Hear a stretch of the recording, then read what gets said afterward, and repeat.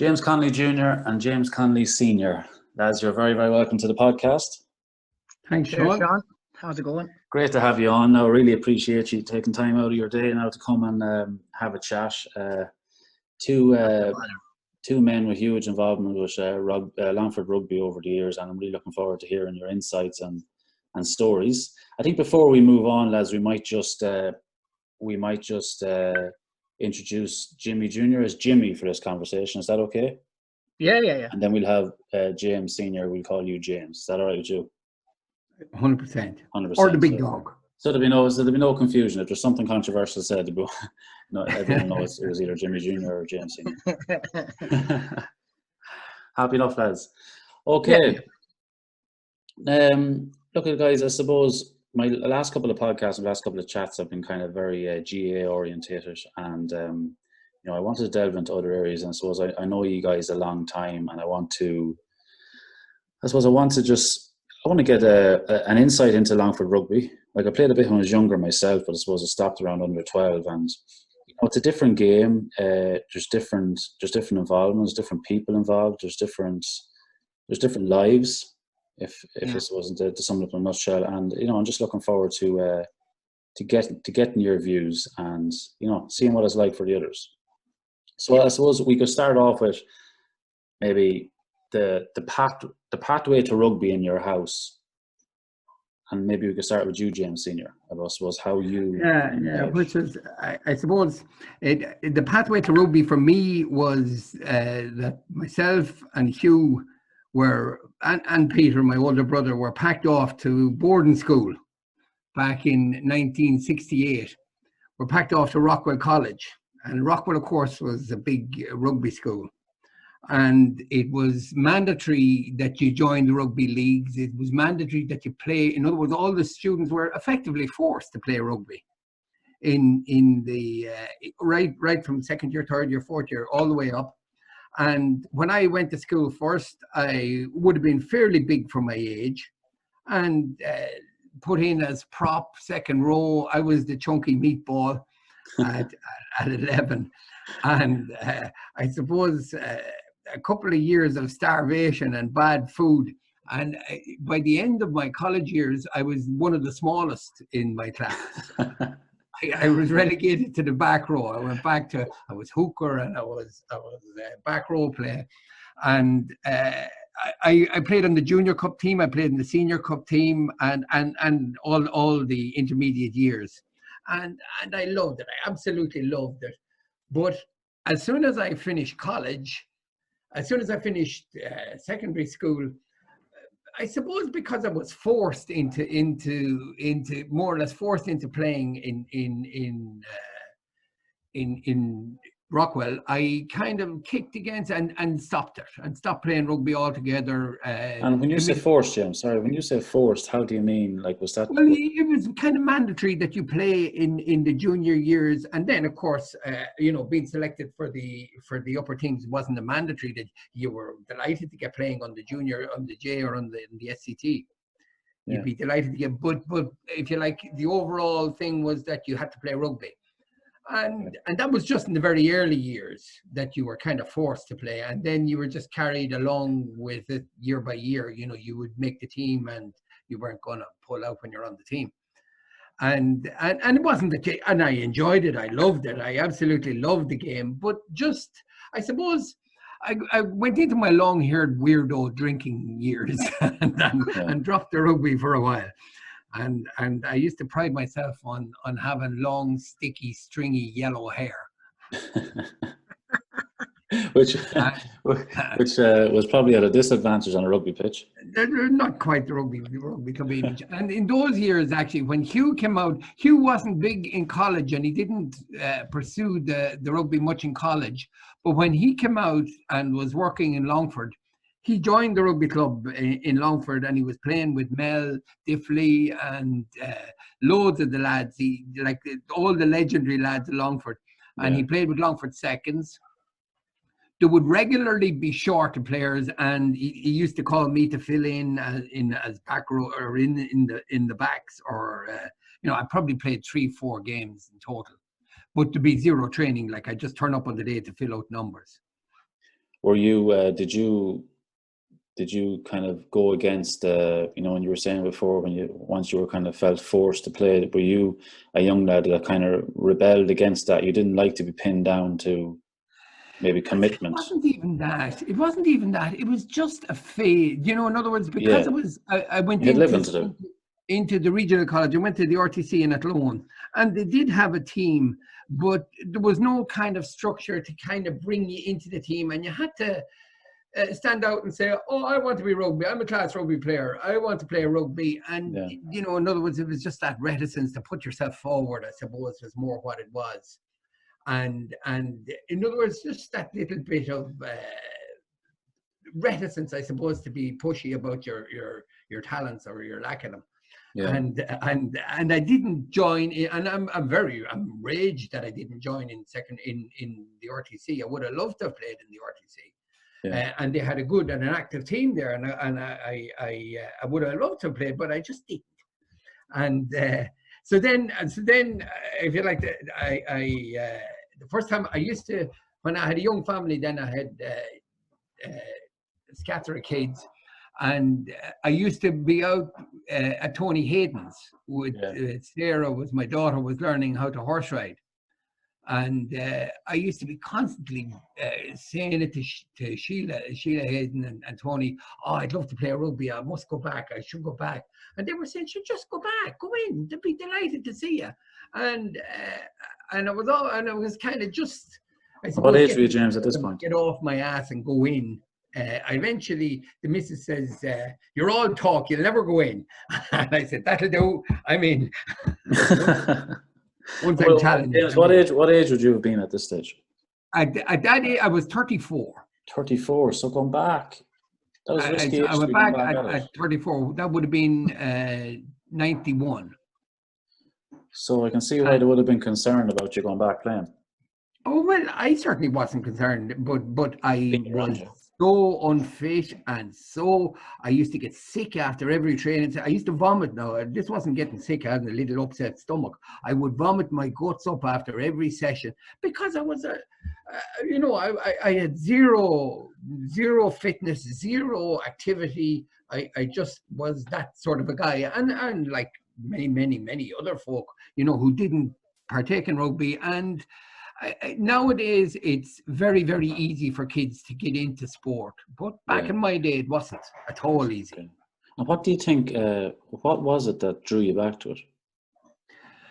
I suppose just regretting that I didn't go back earlier, regretting that I didn't join it in the RTC, regretting that I didn't. And I used to look at Terry, your father. I used to watch them in Longford, and I used to think and see them in the paper, and how that team were just giants of the game. That whole era that Terry was there, and Paul, what do you call him, from the Chipper, or Peter Forte. Forte, that Jerry Donnelly, George Crowe, there was Andrew Champ, like there was all legends in the game, and that team, they just won everything. They beat everybody in the cup, in the league. They won every year. Leinster, or they didn't, nearly were calling off the Midland League because they won it consistently every year, and nobody could touch them. And was that the ambition, maybe, or the enticement to play with some of these guys? And just wanting to go back and play rugby, I suppose. Just wanting to be in, and I suppose missing the physical contact, missing the. I used to absolutely love, when I did go back into the game, I loved the physicality of it. And I think I'd say it's the same for hurling, it's the same for GAA. I think men in particular love that physicality, love that contact, love that, even the impact. I don't know whether it's a guttural thing or from way back, that we just love that physical challenge. Well, rugby is a different level again. Like, it is, especially with the way it is. It's gone now. Like, it's physicality has changed so much over the years. But I don't think, like, it's probably a more controlled aggression nowadays, even though it is borderline. But back in the day, yes, Very. Absolutely. And all of that aspect of the game is kind of being toned down, and it's becoming more a little bit, it's moving more towards non-contact, which I hate. And I see it even, like, I've coached kids. In 1991, I started playing rugby. Andrew Champ got on to me because Andrew used to look after the kids, and he got on to me and he got me involved in the coaching for kids. And that was in 92. And Jimmy was just 6-year-old. I used to bring Jimmy down to the club at 6-year-old. And Kieran would have been 8. Yeah. So I was coaching Kieran's team, and Jimmy used to come down and just watch at 6. And I had all of them. I had Kieran, Jimmy, Dara, Lorcan, and right up, I had Dave up until he was 18-year-old. Like, I only quit coaching there. I think I figured it out. It was something like 26 years coaching. Wow. In 2017, I think I quit. And I loved every minute of it. I absolutely loved every minute. But I think service. What I was trying to get around to there in my roundabout way is that I just see that in kids when they start playing the game. They absolutely love the physicality of it. They just love the contact. They love, and it's not hitting anybody. It's just the whole physical contact. I think they love that. Yeah, I get that, yeah. You see, and I'm sure it's the same in GAA, in hurling. I'm not sure about soccer. That's a bit of a non-contact sport.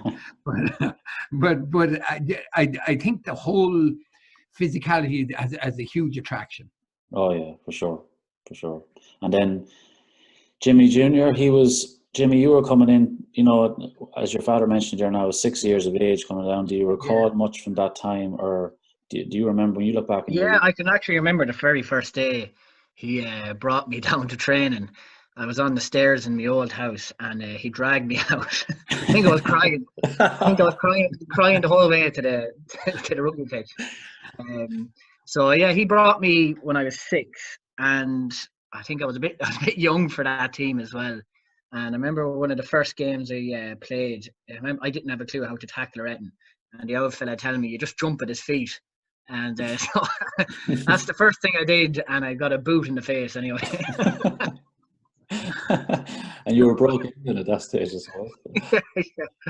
But then, I remember thinking, oh sure, look, if that's the worst thing that can happen, it's not that bad, Yeah, true. But sometimes, it's in any sport, it's like, I think we can all relate to a moment like that where you get like a rap or a thump or a belt at some stage that kind of, it settles you in a weird, strange way.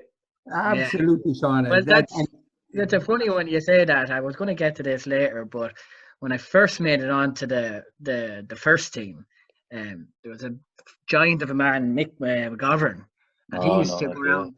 He used to, before we go out into the pitch, he'd give everybody one good punch in the chest.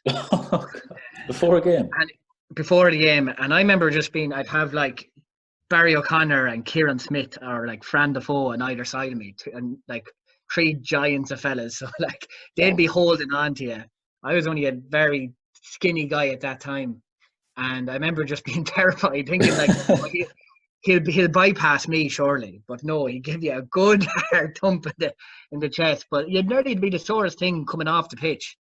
But I remember, then the first tackle that you do, you're like, well, that wasn't even as sore as Mick punching me in the change room. So like, it just settled the nerves, Whew. That is some introduction. Like, but it really did work. It really did work. You're nervous before you leave the house to go into a game, and then you can't even think of walking out onto the pitch because you know what you have to endure before you get out there. But I think that was a huge thing too, Sean, about rugby, and is the warm up, and how important that warm up is, and how you go out on the pitch and you're very green or cold or just not into, if you like, it takes you a few minutes just to get a few bangs, a few knocks, just to get into the whole physicality of it.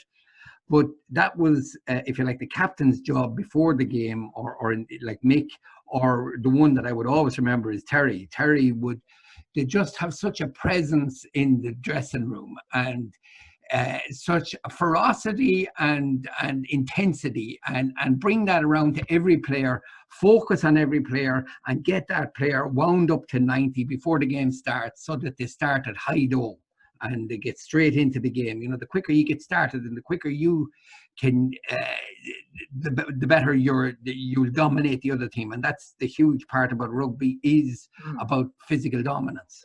Yeah, it's great, awkward at times. And I suppose that's moving on then. I'm just thinking, we think of your two eras. Might start with Jimmy Jr. on this one. Just a bit, James, on the lifestyle and commitment levels of a rugby player nowadays. I suppose it's a lot different nowadays than it even was when I started. Yeah. Like when I started, like I was saying before, Mick McGovern was the captain. Kieran Smith, Andy Hall, Barry O'Connor, like they were all just huge men, like, and just. Do you think, you must think back now, sorry to interrupt you, must think back now, like, and just, you know, with the likes of Mick McGovern there and the few of the guys you mentioned, like, you probably only realise now the privilege it was to be playing with them. Oh, big time. And it was just so different though as well, and I was so small. So it was always at that time when I first started off, like on the first, it was just like, in my head, I just needed to get bigger. No matter what I did, it's just get bigger. That's all I need, because, you know, most of the players on the pitch at that time were just huge men. And I suppose that's very different nowadays. Yeah.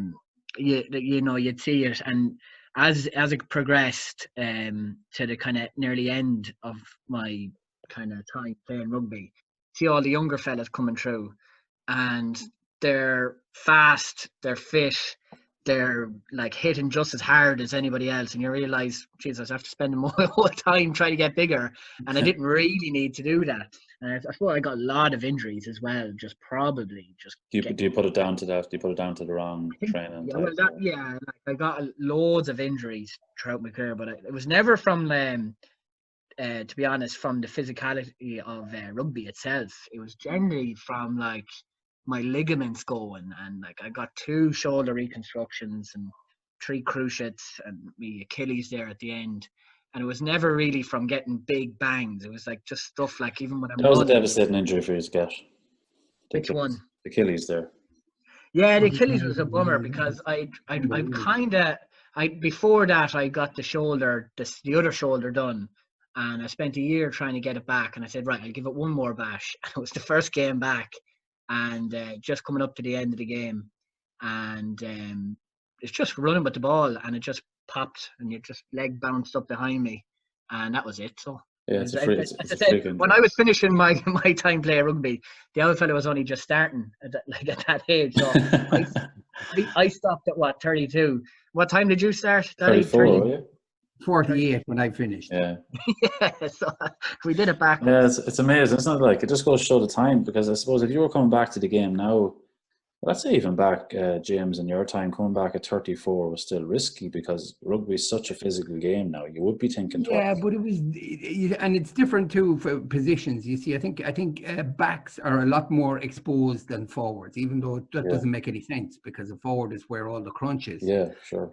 But if you like, you're not moving at high speed. You're not turning on your ankles. You're not turning. You know, you don't do your knees, your cruciate. You're injuries, you're not anywhere near as prone to injuries. Like you'll see very, very few forward or backs who will stay in the game past 40. They're all out, up before 40, they're nearly all gone. Whereas you can have a forward, I played against forwards, they're 50-year-old forwards, no problem. Now, it wouldn't be earth-shatteringly good or dynamic dynamos like me, but you know.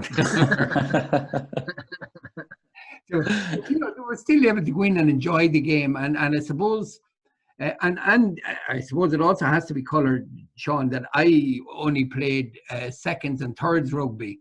When I came to Longford first, I played thirds rugby, and I would have been thirds captain, and it was just a huge, fabulous feast of fun. In other words, there would be a fight nearly every match. You'd go on the tear after the match. It was more of a social game, and it was social / anti-social. Well, that's what I was going to ask you. Like, you know, like you're noting there, okay, you play with the seconds, you play with the thirds, but the bigger picture was you are a character that represents the bond in the rugby club, if that makes sense. What I mean by that is that you kind of epitomise the relationship lads have away from the game, and you can still relate to that to this day.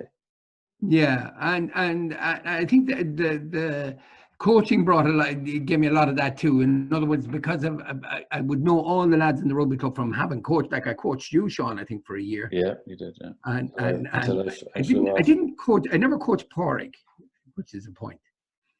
No. And you coached Joe though as well.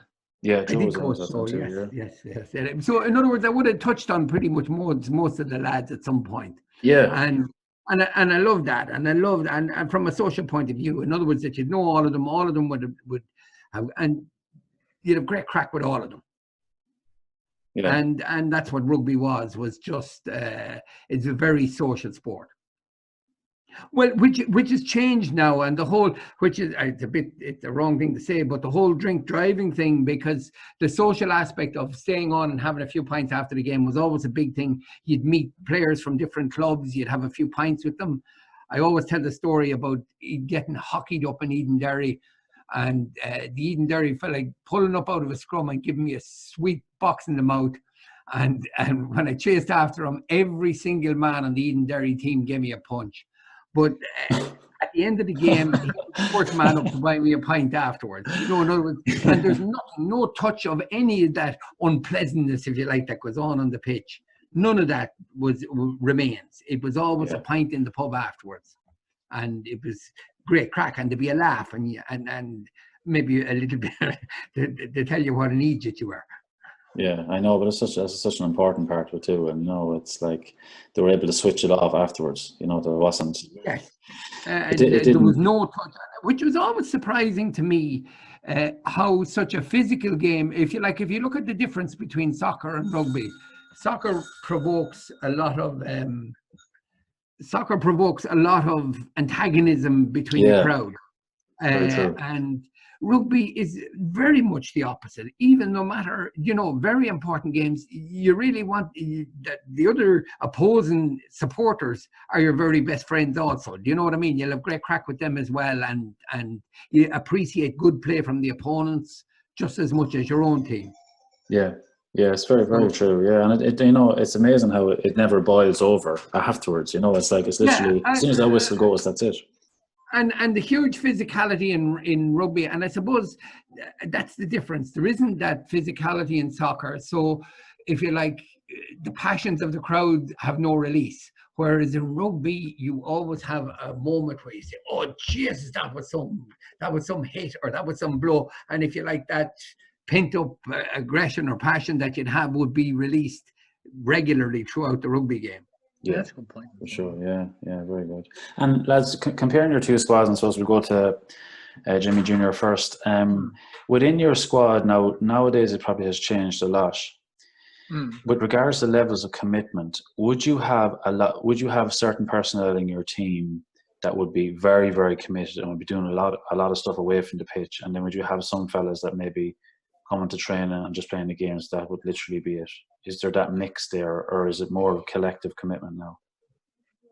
Well, these days it is more of a collective commitment, and they do have the diet is looked at. There'll be a strength and conditioning coach. There would be, and I suppose, as I said, it is a lot different from when I started off like that. When I started off, we were in maybe third division. And you'd be the same 5 fellas at training, and the rest of the lads, you'd be just trying to pull together a team. And it was like that for a lot of years, just trying to pull together a team. There wasn't much there together as strength and conditioning and coaching like that. It was, as Daddy said, it was more of a social thing, getting a few fellas together at the weekend, playing a game, and then having pints after. But I suppose now it's complete opposite. There's definitely, when I started out, when the team, I always think about, my most fond memories playing rugby is when was it Colin Glynn would have been player coach, and he definitely brought in a good level of like professionalism and just really just trying to kind of move things on. So Okay. he was player coach for I think it was around 2009 to about 2015. So Yeah, he excellent. really brought things on, and it was just about taking it a bit more seriously. Yeah, and But sometimes it needs that, doesn't it? it It takes definitely one did. person. Yeah. When he came in, it definitely shaked it up a bit, and there was a lot more emphasis on training programs and stuff. Other than your training Tuesday and Friday nights. So it'd be like your training would be Tuesday training would be like a conditioning, just running. You're meant to do your own gymming at home, I suppose. And then Friday was just prepare for the games. Sundays you would play the game, and then even at that time, Sunday night was always the pint night. So it's That's like, nice. yeah. So even the year we Sunday won the sauce. league, yeah. Even the year we won the league in 2010 and 11, I think we didn't barely lose a game the whole year.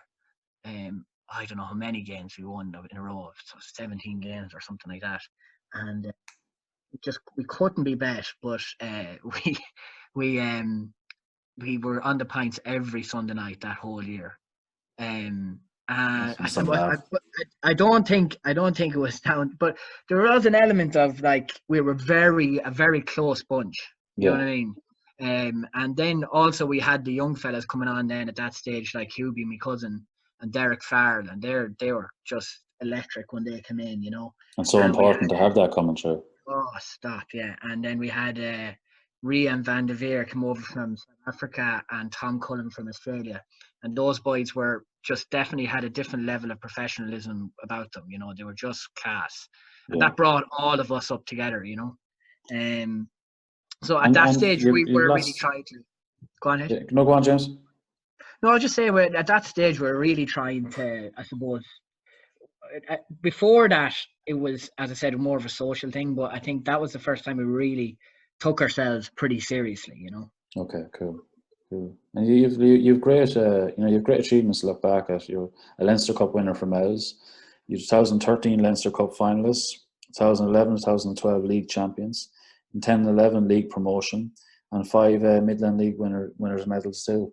So when I asked you to put that list together, had you ever reflected on that? Never. That was the first time I ever even looked back on it. And I suppose there was a lot of years of coming close and not winning. So you end up reflecting on a lot of the. Well, even when I was playing, there was a lot of reflecting on all the times we had gotten close and not gotten the whole way, rather than look at the things you have won.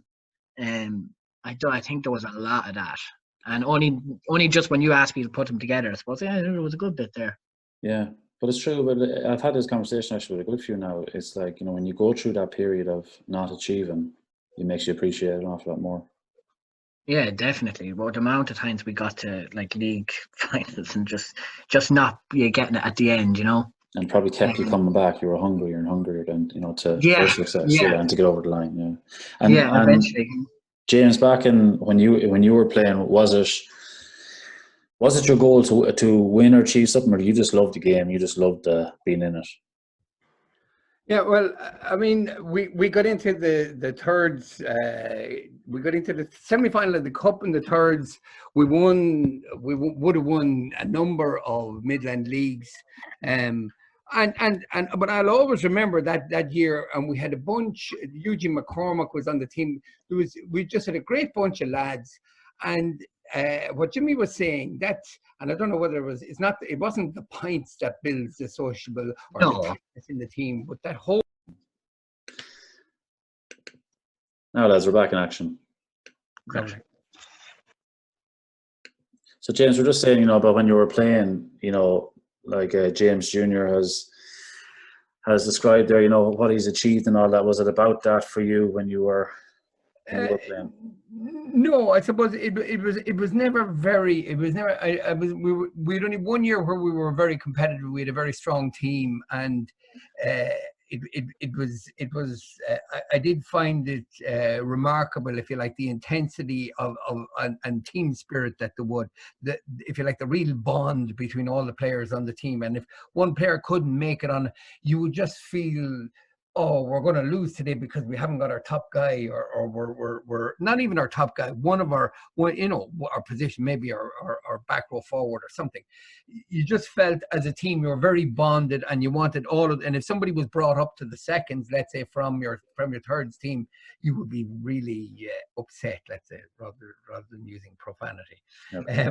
That you would be, in other words, when you'd lose a player to the seconds or whatever, there was such a strong bond in the team players that a lot of them didn't want to go up to the seconds because our thirds team was very strong. Okay. But down, like, in other words, I can't say that we were very, in other words, I was involved in any of the very competitive teams, let's say, except for there was just one year we were very competitive, and we'd always get the Midland. We might win the Midland Cup or that 3 or 4 years, but never if you like, the Leinster League, the cups, the cup, the yearly cup competition. We didn't feature in those.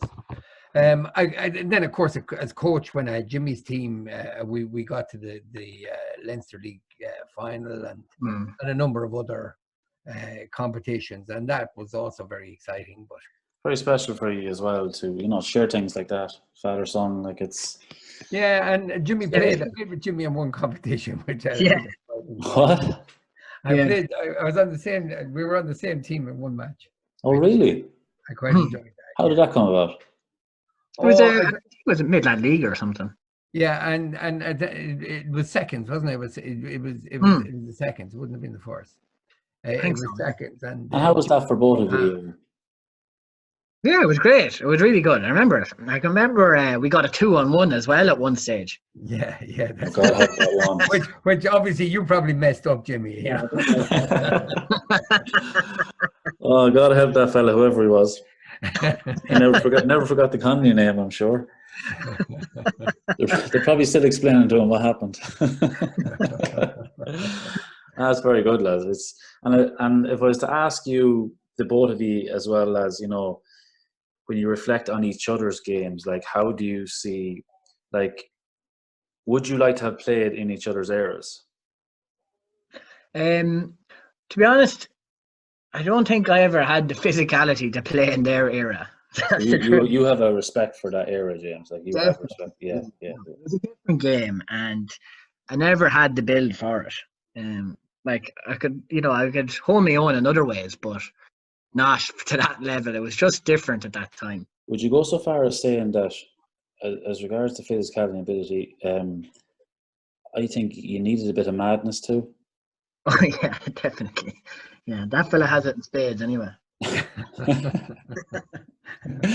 Because it was so, like, I'm aware of stories naturally from my own father. I'm aware of stories. He wouldn't, he would have told me a lot of stories, but he would have glossed over a lot of the details, but he didn't leave much to the imagination. But as regards to control over the game, it's in a safer place now.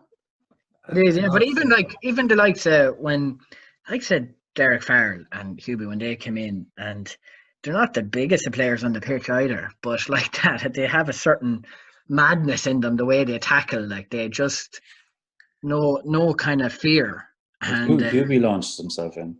He just said, yeah, the two of them do. They just launched. Yeah, but Jimmy, you were good at that too. I mean, I remember you were a killer tackler as well. I always remember Jimmy as a young fella, and coming back from training in the car, and like he would have been probably 7 at the time, and telling me about how he was really afraid to go into these very violent looking situations, and that he was quite afraid of it. And I was saying, the trick to that is just pretend you're not afraid. And if you pretend you're not afraid, you will not be afraid. In other words, when you just psych yourself up to go into that situation and pretend you're not afraid and don't look like you're afraid, you will not be afraid. I don't know, you just sell it to yourself. I don't know what that is. But Yeah. you know, in other words, if you go in and just pretend you're not afraid, you won't be. You know, you'll get in there, you'll do it, you'll come out unscathed, and you'll say, "Whoa, I can do that." Yeah, Yeah. I can remember I always used to. Well, he was a really big fan of Johnny Wilkinson, and the way he used to think about running into tackles is he would imagine when he hit the guy in the tackle that your man would flip in the air and do maybe 3 or 4 somersaults in the air. Yeah, see And himself going through them. yeah, and he just would imagine that every single time.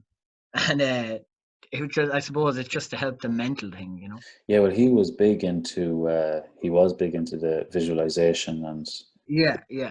But and it's a huge thing that, and oh, even it going is. into a tackle and as you said, visualizing what's going to happen there, and just see that in your head, and you'll make that happen. Yeah, yeah, it's so important. And then, of course, it takes that moment then of physicality to get you through it. Because that's when you start saying to yourself, "Oh, right, that's one under the belt now. I'm ready for this." And then you can express yourself then even more. Yeah. But you said it earlier too, Sean. It's great. Football, rugby, and the great moment in these games is when you go in and you get a box, or you get an impact, or you get blasted. I mean, I remember coming out of a scrum and just getting hit full tilt by a guy on a shoulder charge. And back in those days, it was the legal thing to do was to put up an up and under, big high ball, follow it at full tilt, and just shoulder charge the man as he caught the ball, and send them into next week. And I've seen guys hospitalized for that, and the crowd would go wild with delight. What a brilliant tackle that was! And you know, That's You all big have change like to smidgen. full backs that time. Like you were just Yes. And yeah. out halves. And out, in particular, the guy who used to do this and it was a speciality, was in Rockwell. That was his speciality, to put up a high ball, the Gary Owen, and completely send your man into next week when as he caught the ball. and you just wonder what is going through that fella's head. Yeah, well, it's totally illegal now. I mean, that's totally illegal in the Yeah. modern game, as it should be, because it's extremely dangerous. Yeah. But But that such was a, as you said, the thing that was such a illegal. regular part of the game back then. Yes, Part yes, of it was that. absolutely, yeah. And but that the point being, as a young fella, to go in and get these knocks and bangs and realize, that wasn't so bad. I can take that, and Yeah. it gives you a lot of confidence that those things that you were terrified at before you started to play the game are not that bad at all, and you can deal with that no problem. Yeah. I've seen a lot of fellas who have really benefited, especially fellas who would have come back and played predominantly GA. And would have played a good bit of rugby. They benefited so much in that way, the physicality, how much it brought them on, and because there's no comparison, there is no comparison. Rugby is it's contact every couple of moments, whereas it's not as regular in Gaelic football, of course. Yeah, but I think Gaelic players always make really good rugby players. Yes, Like yes. Kieran Kennedy played with us for years, and he was a Leitrim county player, and he was always just brilliant as fullback. And Yeah. I was always a firm believer, if you and Joe stayed on, you would have made excellent players. And I always say as well, Peter Foy, like he was Yeah, unreal rugby player, and then went on to have a big career in Gaelic instead, Yeah, and why do you think? I suppose the Gaelic probably setup was a better setup for Gaelic teams at that time than in the rugby club. Like where the rugby club is now, it's in a really good place. It's more enticing for lads to stick at it. Yeah, and I think, Sure. Sean, the other thing about Gaelic, Gaelic is slightly different to Gaelic training and rugby training. Gaelic made you very ball hungry. You're very, Yeah. very ball hungry in Gaelic, and it's all about the ball. Whereas rugby, certainly for forwards, it was much more comfortable and easy to make it about the man. In other words, to go for the man, to go.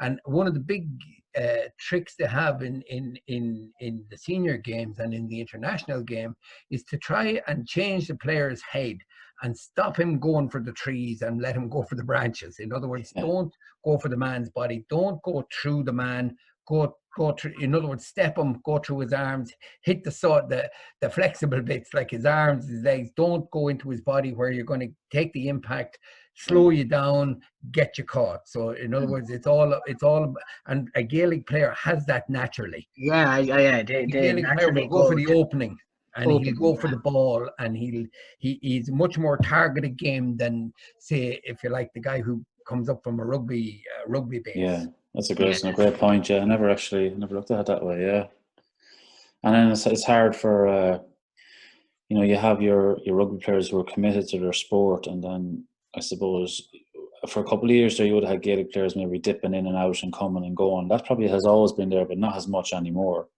But that would have been frustrating too, because you can't really progress when that's happening.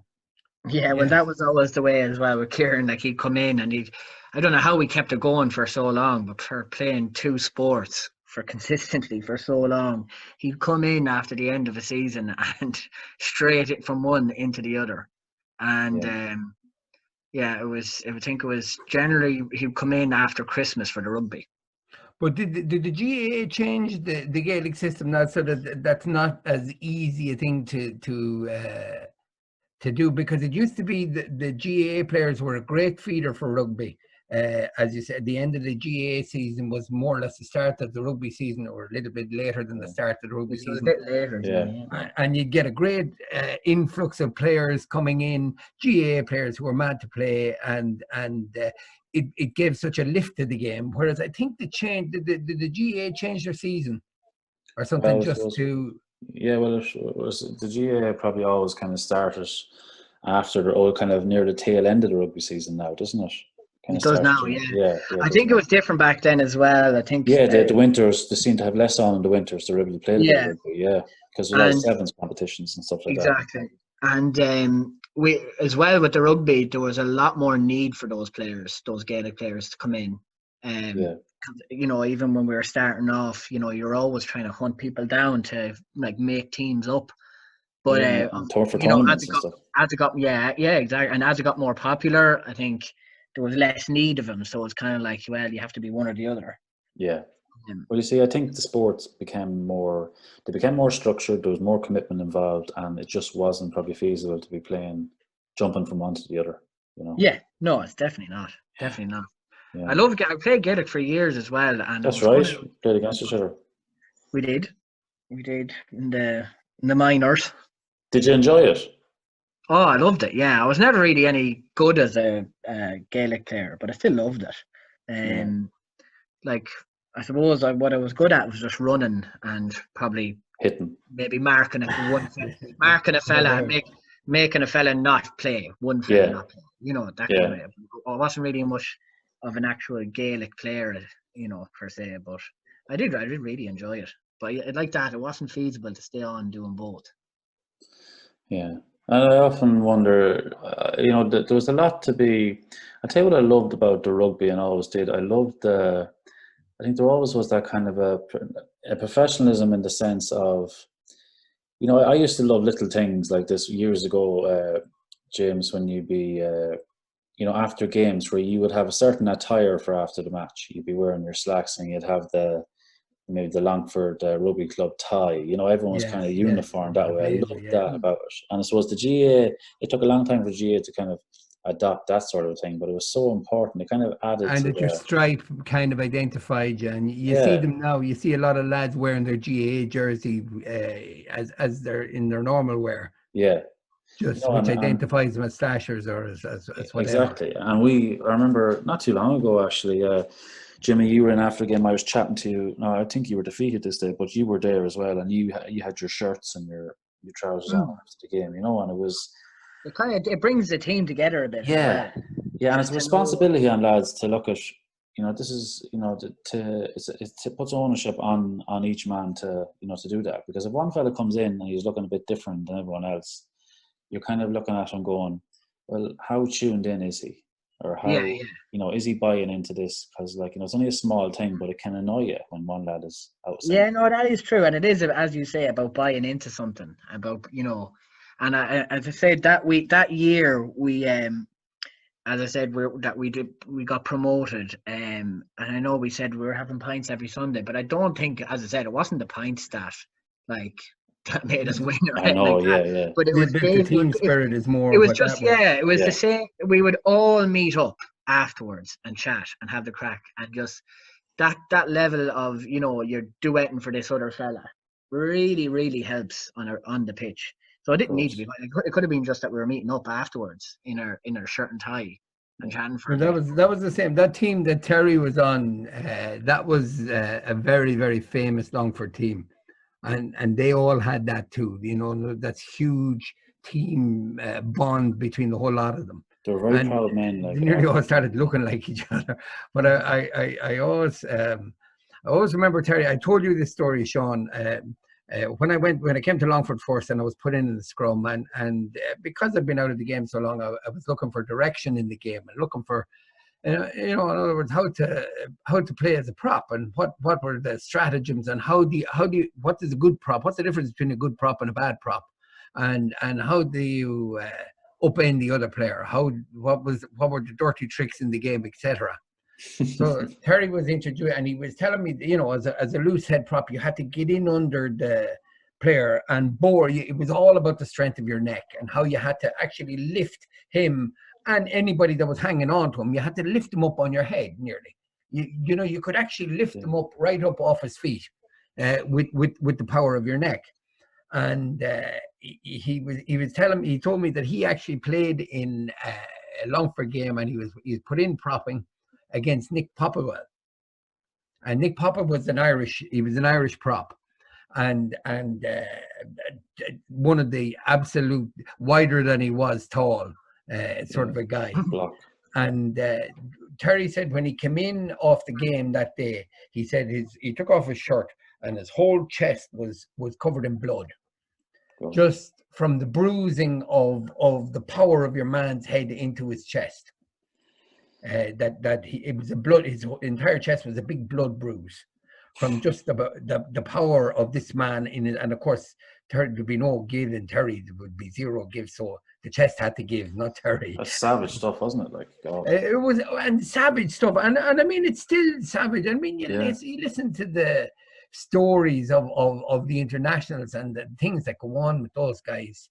And, there'll be thumb gouging and biting and all. I mean, no holds barred. But now the cameras see everything, and now they get away with nothing. And which is improving the game enormously. Of course. But back in the days, it was it was a man's game, let's say. It was a different game. And that's what makes it more impressive, is that, like, you had these sort of incidents happening, and lads were still able to leave it behind and have a pint after the game. And correct. No and grudges. There was no touch of anything after the game. Yeah, because sometimes in Gaelic, if you hit a lad's shoulder, he won't talk to you for a month. The difference in mentality is kind of not being used to it from a young age, nearly. I remember a fella telling me, he's Kieran Kenny. He was a red hair from Forban. He was telling me he was hurling. He was soloing on a hurl, and this fella came, a friend of his, came and hooked him so beautifully, and just took the ball cleanly off. He nearly didn't even touch his hurl, and away he took off with the ball and had hooked it cleanly off him. And he said, I ran after him, and he said, my whole field of vision went red, and I hit him as hard as I could with the hurl in the back of the head. and it was just the craziness, the passion that overcomes some folk. Oh yeah. Some fellas don't agree with the color green. when they see that color, it just changes them completely. We all know someone like that, yeah. But it's it's great. And look at lads in, it's great. It's great to chat about different memories. When you're chatting, you kind of remember different things, and I suppose it's very important for me to, while I am talking to both of you, to talk about your brother Hugh, James, and just you mentioned him earlier on, and I suppose if you wouldn't mind maybe just talking about Hugh and also about how it changed everything for you in relation to sport and life. Hugh, as I was saying to you, Sean, it was Hugh actually that got me back playing in Longford. He got me into playing 3 or 4 games and kept me in touch with the game, and he was very strong on representing Longford, you know, at the IRFU. On the night he died, he was actually in Dublin at an IRFU meeting, and had been up in Dublin at an IRFU meeting. He came back and stopped in with my mother. My mother was in hospital in Mullingar, and he stopped in and visited my mother at 1 o'clock in the morning on his way home. Oh, sorry, he was about 12, and he stayed with her for an hour until 1 o'clock. Came home and just died in his bed, which was the most shocking thing I've ever that's ever happened to me ever. We won't go into that, but that was extremely shocking to hear that Hugh had died. And he was a huge force for Longford Rugby Club. He did an enormous amount in sponsorship. He had Derek Turner in a lot of fundraising. And in dealing with the IRFU, he was very strong in if you like, the backroom politics of rugby playing and managing that whole, which is very important. There's no club difficult job too without it. It has to be done. And he would go to all of those meetings, and he put a huge amount into Longford Rugby. And I know that they found it nearly impossible to replace him. And of course, myself and Hugh, we were the same age. We were called the terrible twins when we were kids, because we did everything together. We robbed the shop regularly. My father used to own providers, and he would be upstairs robbing while I would be keeping watch down on the street. Good system. Yeah. Biscuits, USA biscuits were the prime target. You wouldn't buy them now. You wouldn't buy them now. And just so many memories and craziness of and he was a bold fecker. He was a bold fecker in school. He was going on for a priest for many years. He went to Rockwell also at the same time as me, but he was in the Scholastica in Rockwell, where you're effectively going on for a priest. And I'm not sure he was ever given an enormous amount of commitment to that future.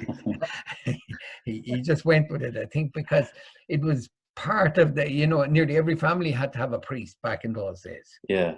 And everybody was kind of coaching Hugh that he was going to be the one, and he went along with it for a while, but not really going. He didn't really go. He was never ever just wasn't priestly clothed. It was never his path.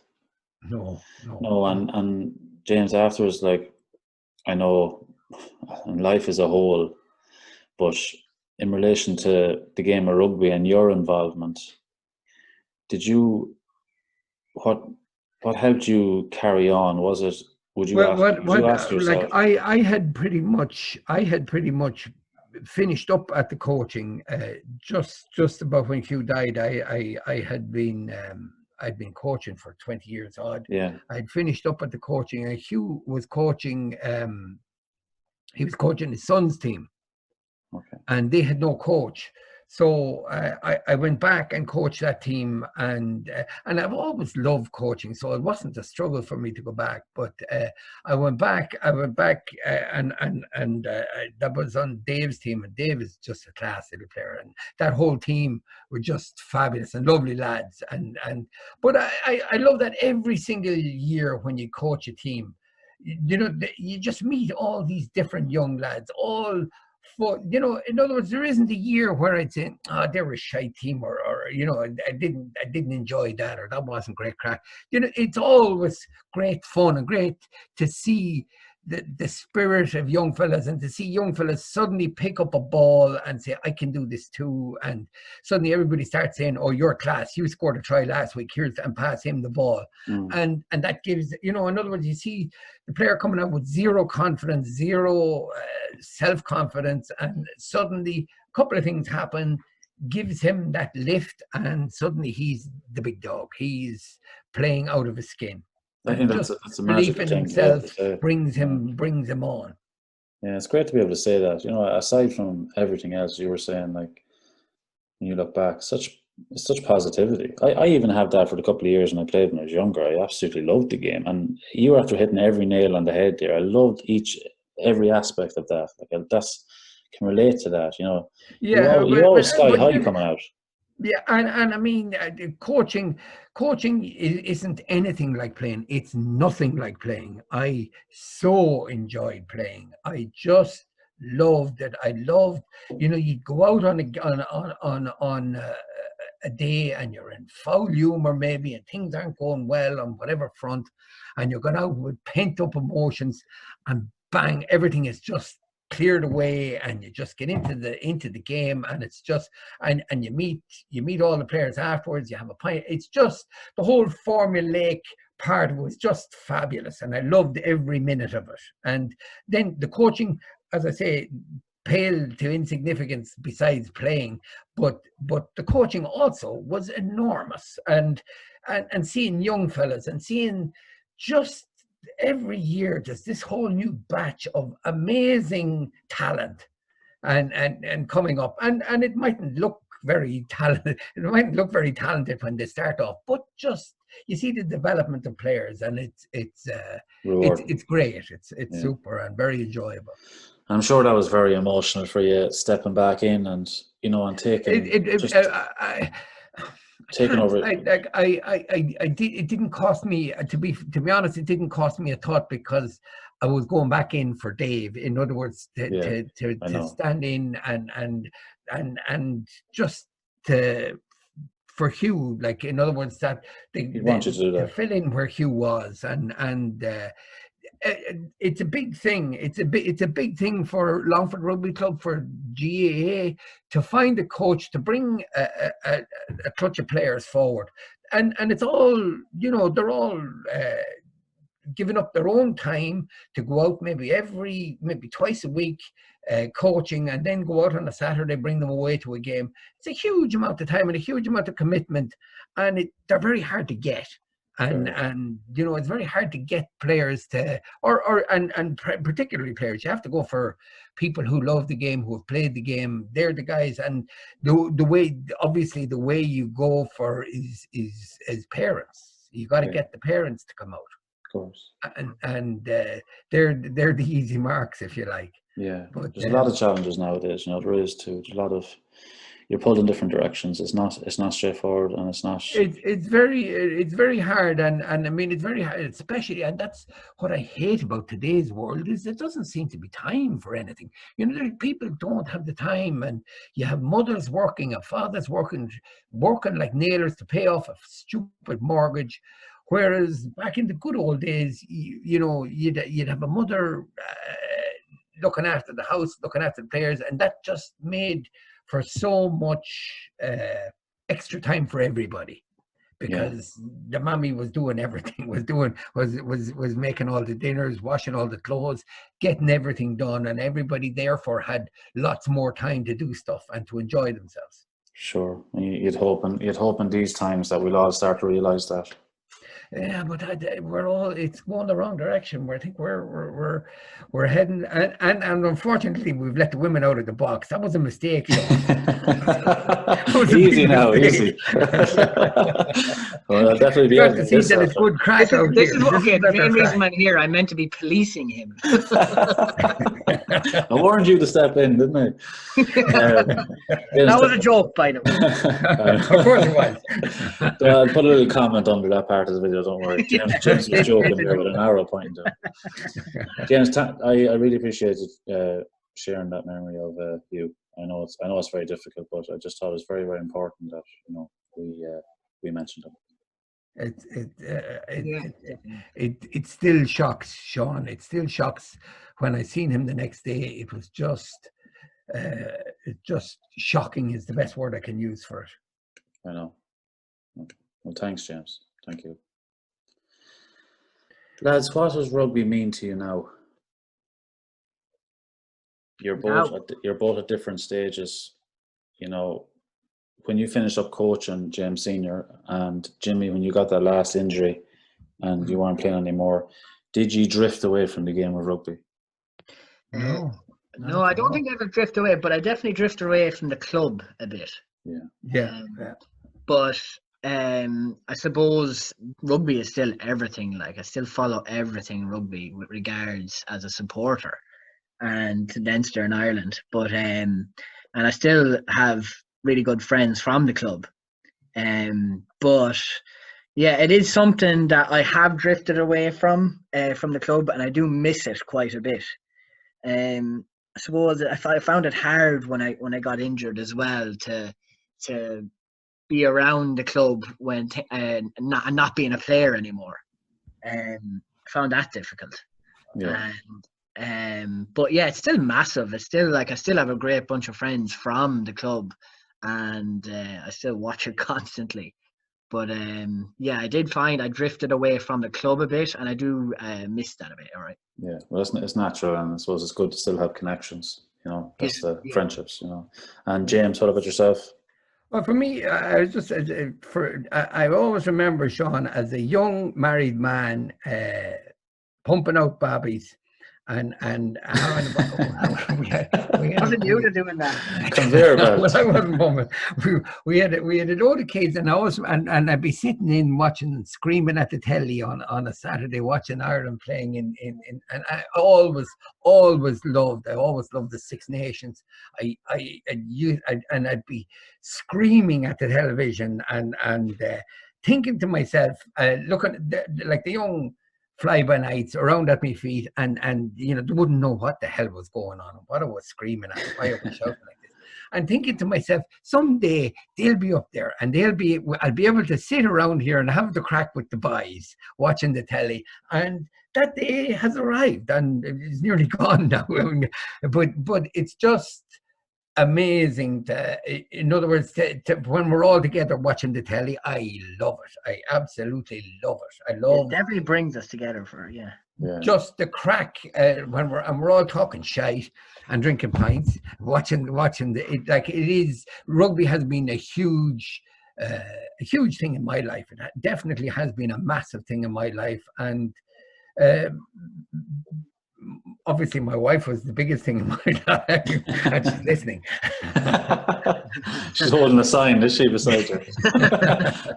Don't forget to mention me. But rugby has been a huge thing, a huge part of my life, and continues to be a huge part of my life. I love to go to the rugby club, to the games on a Sunday. I love going up to the games on a Sunday. I love to watch young players that I've coached and to see them playing now at top level rugby, fabulous young lads, and to see them, you nearly wouldn't know them. They're just so big, chunky, compared to the little squirts of lads that arrived out in the team, out in the day, full of fear and everything else. And you see them now, big, strong lads playing the game and playing it at the top level. It's great to see that, and it's great to be, you know, to have that contact with all those people in the rugby club. It's a great social circle, if you like. Yeah, it definitely is. Yeah, it's a great perspective to have, James. Great perspective to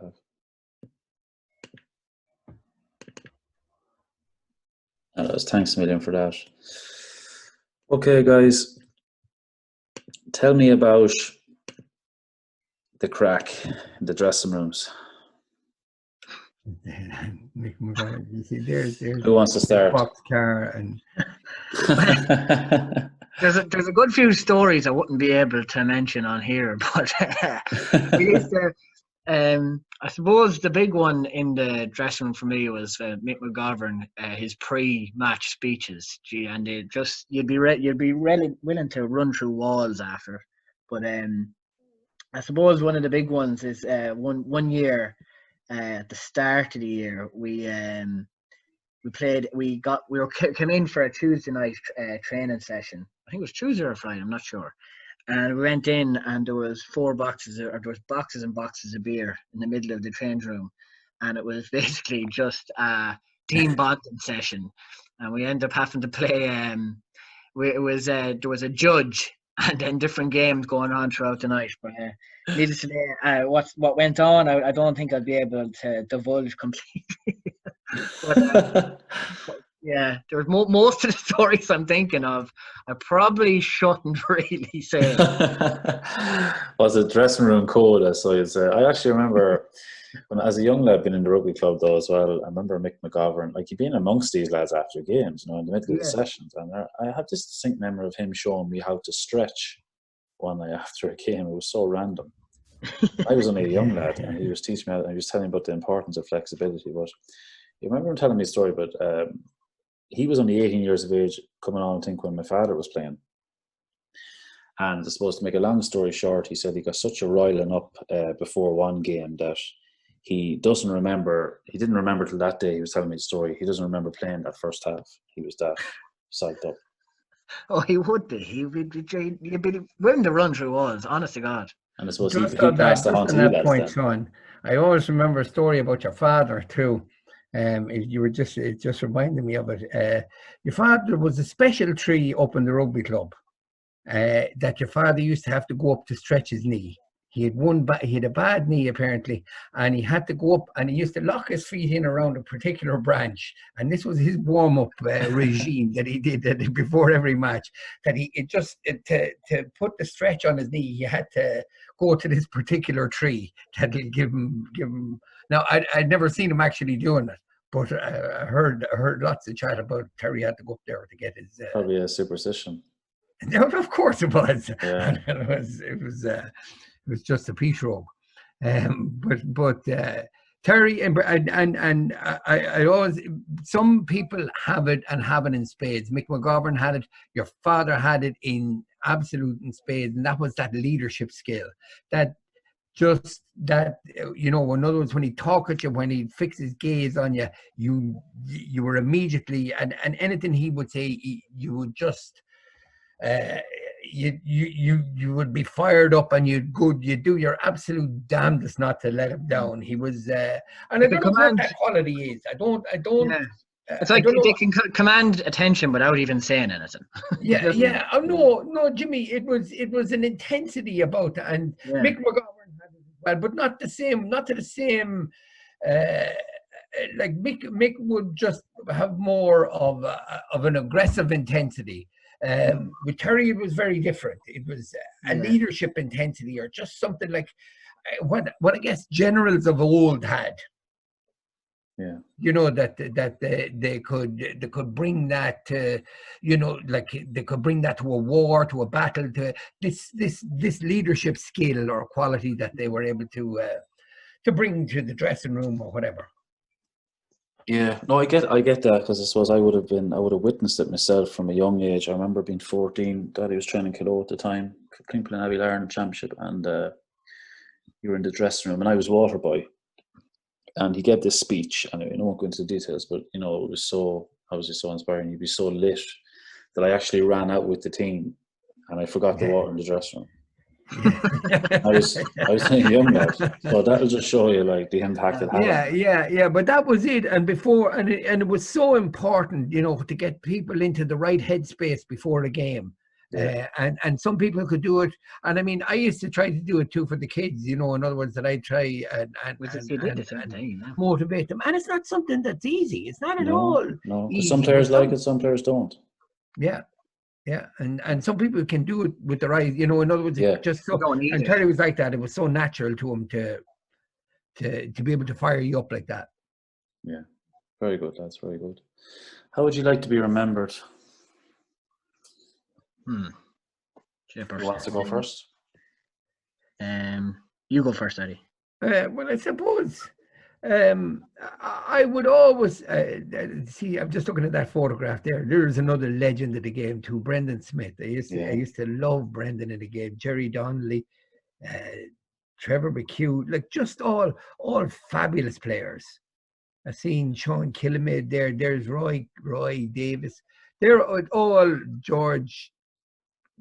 Just loads and loads of fabulous players. That's Terry second from the end there, is he? Yeah, the headband on. Yeah, the head. Yeah. But they were a fabulous team. So they were just outstanding. But I suppose, Sean, to be remembered, I would want to be remembered as somebody who loved the game and who inspired a love of the game more so than in it. In other words, that's what I would have in all of my coaching years. I suppose that's what I would have loved to give the kids. That was that joy and that absolute love of the game. Very good. More than in it, I suppose, more than the skill of the game, because I wouldn't have been that skillful myself.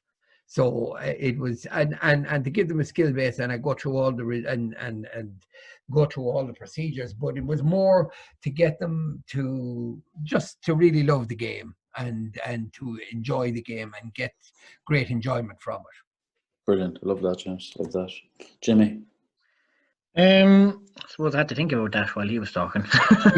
But I suppose as a player, like I was never any like great shakes or anything like that. I was generally made the team nearly the whole time I played, but other than that, I suppose maybe that I pushed harder than my ability, kind of thing. Like that I had a bit of thickness to me. Rather than being just naturally talented or anything like that. I kind of like the idea of being, getting further than your ability just by being a bit thick. So I suppose that's what I'd like to remember as a player. And then off just that, I suppose that, that you could come up and chat to me and have a pint with me, in the pub afterwards and have the crack. And I like the idea that I still have a good few friends from the rugby club, Yeah. And I like that. That's 100% guaranteed, James. You don't have to worry about that. But yeah, that's great, lads. Great. Thanks very much. Thanks very much for that. On the spot questions for you. We'll start with James Senior. Who was the best player you played with? Well, I'd have to say, without a shadow of a doubt, your father. I played in 1 or 2 matches with your father, and no question. And I think I told he was just outstanding as a rugby player, and he would have been everything that I would have considered was the best on the pitch. In other words, he had all the qualities that you'd want to have. He had everything, and it was just head and shoulders. Like I thought Brendan Smith was another fabulous player. They were both of the same year. I thought those two, but all the other great players, they would have been way behind them. You know what I mean? I thought, but definitely your father, I would say, was the best player I ever played with. Jimmy. Yeah, I couldn't really. There's a good few on the list, and they're different. They're kind of brilliant in different ways. I suppose on the old heads, the likes of Kieran Smith and Mick McGovern, Barry O'Connor and Andy Hall, they were all, kind of the real hardy giants of men kind of thing. And then with the newer teams, I suppose Glinner brought in that level of professionalism, and then Derek Farrell definitely is up there, and Hubie, because they were just mad the way they would throw themselves into tackles. That and Kevin Coffey as well, he'd be up there. And then, I suppose that they'd be the fellas that really kind of, jump out in my head. Kieran Kennedy for a lot of years, and then Rian Van der Veer and Tom Cullen, when they came over from abroad, they really stood out. They were. So we'll go again, Jimmy. Who was the best player you played with? Jamie Mack. I talk to this fella all the time, so I don't want to give him a big head at all. So I'll say Derek Farrell. Okay, cool. And I couldn't not mention Benny McManus. Good man. Thanks for that. Who was the favourite in the Connolly household growing up? We start with James Senior. In your household growing up, who was the favourite? The favorite in my household, or your household. No, what do you mean? Do you mean in my? When you were growing up. In my 13 kids, it was my mother had 13 kids. It was So 7 boys. Answer the question. 7 boys and 6 girls. So who was the favorite? Whose favorite? My parents' favorite or my favorite? Who do you think was the favorite? Because there was certainly no all the young bloods got it much easier than us old folk. But then, they were all treated with fucking. They all had it so easy compared to us. But that every family says that, and it's all nonsense. They all look and they say, "Oh yeah, you were class. You had this, that, and the other thing." So I mean, there was no favorite. Certainly, I wouldn't point the finger. I would say the tightest to me of all of the Connollys would have been Hugh. Yeah. And I always said that to Jimmy, even though we used to fight cats and dogs. I mean, the poker game at Christmas was legendary. We used to have a poker game at Christmas every year, and it was legendary. Just the huge fights we would have and these massive breaking up. But we were always and I suppose that's the way it was with people who were close. They'll fight the hardest. Of course. Special bond, I'm sure. And Jimmy. Jimmy, that's a loaded question. Let's hear the answer to this then. Yeah, right. Well, obviously the youngest gets it the easiest, doesn't it? Lorcan. Lorcan used to have his own special drawer for chocolate. Quit. That's a lie. That's a lie. None of them had chocolate. And there was certainly a padlock on that drawer. It's yeah, if we took it, war. That's brilliant. Lose their pocket money. Pocket money was another irking. So, but did you ever have pocket money, Sean? Did you know what pocket money? Not that I can recall. No.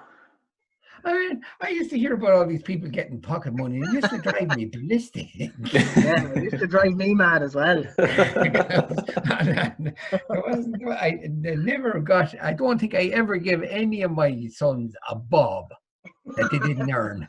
Not a penny that they didn't earn. Yeah, that would work for you for years. And I hope Lorcan wasn't paying rent for the chocolate drawer. No, like Jesus, he didn't get it off me, I can assure you. He'll be raging now. He'll say this isn't true.